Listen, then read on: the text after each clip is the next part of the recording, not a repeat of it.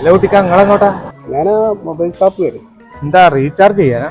അത് മൊബൈൽ വിൽക്കാനാ. അപ്പൊ എന്തിനാ മൊബൈൽ വിൽക്കുന്നത്? ഇത്തിരി സാമ്പത്തിക പ്രശ്നമുണ്ട്, അത് തീർക്കാൻ ഞാൻ ആലോചിച്ചിട്ട് വേറെ വഴിയില്ല. ആ ചെറിയ നമ്മളെ അടുത്ത ആളാ. ഞാൻ വരി, ഞാൻ ഇടപെട്ട നല്ല വില കിട്ടും. കമ്മീഷനൊന്നും തരാനാവില്ല. നിങ്ങൾ ഇതിനെ പറ്റി അങ്ങനെ മനസ്സിലാക്കി? ചില എരപ്പ് ബ്രോക്കർമാരെ മാതിരി ഇരക്കുന്നവൻ തുരക്കാനൊന്നും നിന്നെ കിട്ടിയല്ല. അല്ല, അങ്ങനത്തെ ചില മനുഷ്യന്മാരായ നാട്ടിലുള്ളത്. നിങ്ങളെ പ്രാരാബ്ദമൊക്കെ നിന്ന് തീർക്കാം. നിങ്ങൾ വരിന്ന് നമ്മൾ പോയി നോക്കാം. മോനെ, മൊബൈൽ വിൽക്കണം, ഒന്ന് നോക്ക്.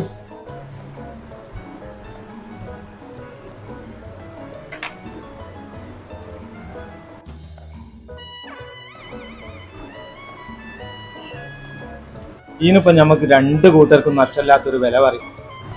ഇതിനിപ്പോ ഒരു 10,000 രൂപ അത്രേ കിട്ടൂ.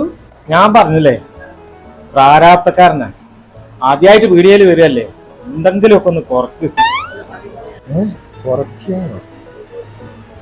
ആ, എന്തെങ്കിലുമൊക്കെ ഒന്ന് കുറച്ച് കൊടു.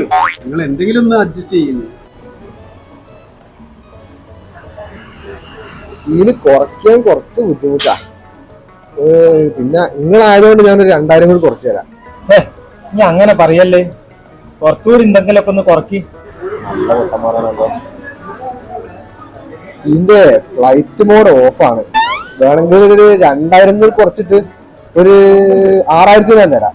കുട്ടിക്ക് അങ്ങനെ ഓക്കെ അല്ലേ? നമ്മള് വന്നതിപ്പോ നിങ്ങളേതും പറയണ്ട, ഓനും എന്തെങ്കിലുമൊക്കെ കിട്ടണ്ടേ. ഇനി 6,000 ഉറപ്പിച്ചോ. നീ പെക്കി ഇച്ചിരി നഷ്ടം പറ്റിയാലും വേണ്ടിയില്ല, ഒരു 1,000 കൂടി കുറച്ച് ഞാൻ ഒരു 5,000 തരാം. ആ പൈസ ഇനി മൂപ്പർക്ക് അടുത്തോളൂ.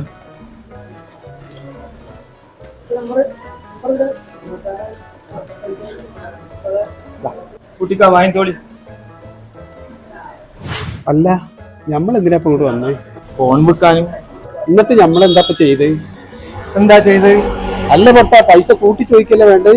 അത് നേരാണല്ലോ. അക്കിടി പറ്റിയല്ലേ പഠിച്ചോനെ. എന്താ അക്കിടി? 15,000 റുപ്യന്റെ ആവശ്യമുണ്ട് എനിക്ക്. ബാക്കി 10,000 നാളെ കിട്ടണം, അല്ലെങ്കിൽ വിവരം അറിയും.